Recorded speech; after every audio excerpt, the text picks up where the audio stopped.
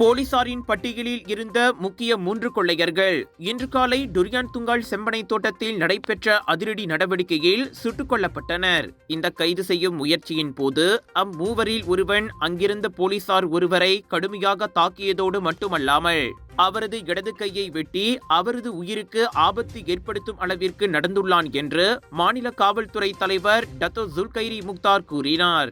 போலீசார் வேறு வழியின்றி துப்பாக்கியை கையில் எடுக்கும் சூழல் ஏற்பட்டதென்றும் அந்த துப்பாக்கி தாக்குதலில் 3 சம்பவ இடத்தில் இறந்தனர் என்றும் அவர் மேலும் குறிப்பிட்டார். அந்த 3 கொள்ளையர்களில் 2 கேங் டித்தி எனப்படும் குண்டர் கும்பலை சார்ந்தவர்கள் என்று அறியப்படுகின்றது. இந்த கும்பல் கடந்த ஆண்டு முதல் வீடுகள், தொழிற்சாலைகள் மற்றும் உணவகங்களை இலக்கு வைத்து சுமார் 20 திருட்டு சம்பவங்களில் ஈடுபட்டுள்ளதாக போலீசார் கூறியுள்ளனர்.